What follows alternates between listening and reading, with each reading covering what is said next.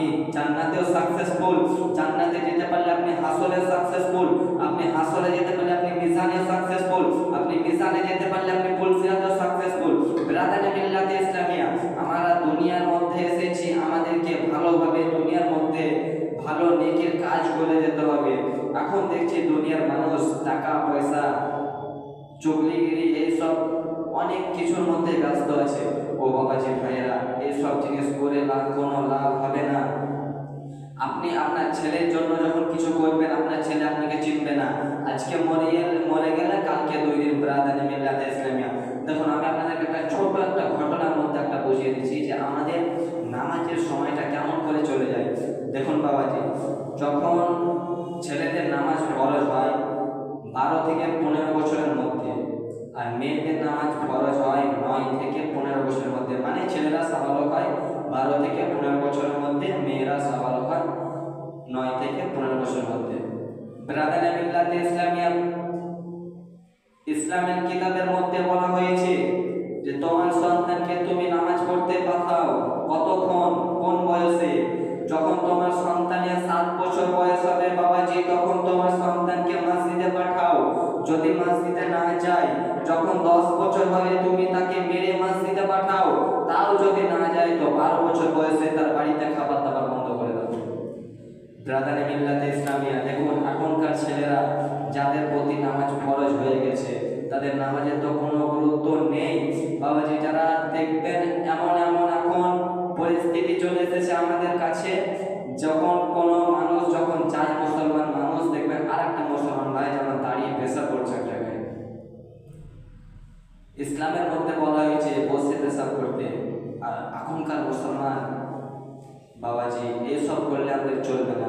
দেখুন যখন আপনার ছেলের বয়স যখন 12 বছর হয়ে যাবে, 12 বছর হয়ে যাওয়ার পর আপনার ছেলেকে যখন বলা হবে যে ভাই তুমি নামাজটা পড়ো, তোমার বাবার নামাজ ফরজ হয়ে গেছে, তখন সে বলবে যে নামাজটা আমি পড়বো, তো কিছু পড়ি, স্কুলে ক্লাস করা করি, তারপরে 18 বছর বয়সে পড়বো। বাবাজি এদিকে আপনার সময় চলে গেল, 18 বছর যখন আপনার হয়ে গেল, আপনাকে বললো এ ভাই চলো তুমি নামাজ পড়তে।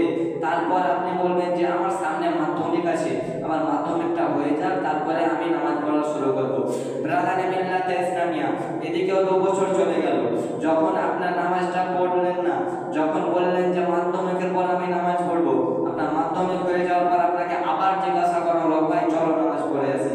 আপনি তখন তাকে উত্তর দিতে আছে, বলতে আছে যে ভাই আমার তো এখন নামাজ পড়তে যাওয়া হবে না, আমি কলেজে ভর্তি হবো, সব কিছু রেডি করতে হবে, কলেজে পড়বো, এই কথা বলে আরো কিছু সময় চলে গেল।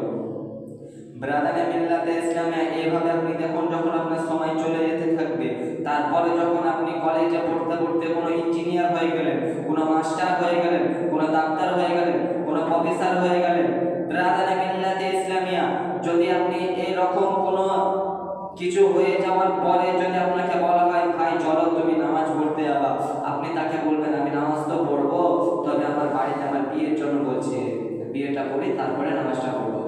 ব্রাদারে মিল্লাতে ইসলামিয়া, দেখুন এখানে আপনার কতগুলি সময় চলে গেল। ব্রাদারে মিল্লাতে ইসলামিয়া, যখন আপনি বললেন যে আমার বিয়ের পরে আমি নামাজ পড়বো, বেশ ভালো কথা, আপনার বিয়ে হয়ে গেল।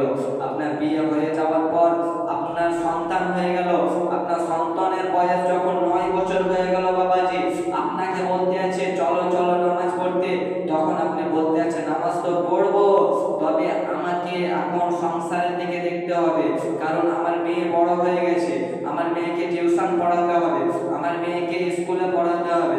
বাবাজি ব্রাদারে মিল্লাতে ইসলামিয়া, যখন এই কথা বলার পর, যখন এই কথা বলে আপনি বেরিয়ে যাবেন, তারপরে যখন আপনার ছেলে আপনার মেয়ের তখন নামাজ ফরজ হয়ে যাবে, কয় বছর বয়সে? 9 বছর বয়সে। আর আপনার এদিকে নামাজ কাজা থেকে গেল বাবাজি। বলা হয়েছে ইসলামের মধ্যে, কিতাবের মধ্যে বলা হয়েছে যে ব্যক্তি নামাজ কাজা করবে, সেই ব্যক্তিকে যতদিন নামাজ কাজা করবে ততদিন তার নামাজ আদায় করতে হবে। ব্রাদারে মিল্লাতে ইসলামিয়া, আল্লাহু আকবার, এতদিন নামাজ কাজা থাকলে এতদিনকে নামাজ কাজা আদায় করতে হবে।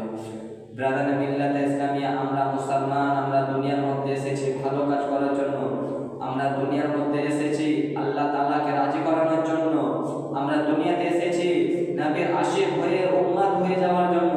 ব্রাদারে মিল্লাতে ইসলামিয়া বাবাজি, দেখুন এখনকার জামানা যেমন আপনাকে বলে দিলাম যে এইরকম করতে করতে করতে যখন আপনার সময়টা চলে যাবে, সময়টা চলে যাওয়ার পর আপনি যখন আপনার বয়স শেষ, একদম আপনি বুড়ো অবস্থায় চলে যাবেন, বুড়ো অবস্থায় চলে যাওয়ার পর যখন আপনি চলতে পারবেন না, আপনি হাঁটতে পারবেন না, তখন আপনার মাথায় আসবে যে আমি নামাজ পড়বো। বাবাজি, প্রথমে যদি ভালো মানুষ থাকে তাকে যদি খাবার না দেন, মরার সময় পানি খিলালে কি সেটা আর বাঁচবে? কোনোদিনই না। সেম ওই রকম যখন আপনার জৈবন ছিল, যখন আপনার শরীরে তাকাত ছিল, যখন আপনি খুব ক্ষমতাবান ছিলেন, শক্তিশালী ছিলেন, তখন আপনি নামাজ পড়েননি। আর আপনি বড় বয়সে যখন আপনি নামাজ পড়তে গেলেন, আপনার নামাজ কবুল হলো না। ব্রাদার মিল্লাতে ইসলামিয়া, দেখুন বাবাজি, আসুন নামাজের দিকে, ইসলামের মধ্যে ভালো কাজ, ভালো জিনিসের মধ্যে আসুন। তো আমি কোরআনুল মাজিদ থেকে যে আয়াতে কারিমা পাঠ করেছিলাম, কুল্লু নাফসিন যায়িকাতুল মউত, প্রত্যেকটি মানুষকে প্রত্যেকটি মানুষকে মওতের স্বাদ চাখতে হবে। বাবাজি, এখানে মরতে হবে বলা হয়নি, এখানে বলেছে মরণের স্বাদ চাখতে হবে।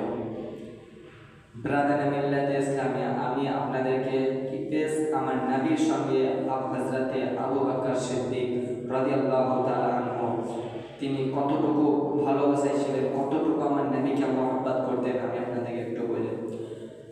ব্রাদার মিল্লাতে ইসলামিয়া, বাবাজি, আমার দয়ার নবী মুস্তাফা সাল্লাল্লাহু তাআলা আলাইহি ওয়াসাল্লামকে বলতে আছে, ও আল্লাহর নবী, নূরের নবী, মায়ার নবী গো, তোমাকে মক্কা থেকে মদিনাতে হিজরত করে যেতে হবে। বাবাজি, আমার নবীজিকে জিবরিল আমিন জানিয়ে দিলেন, নবীজি আপনাকে মক্কা থেকে মদিনা হিজরত করে যেতে হবে।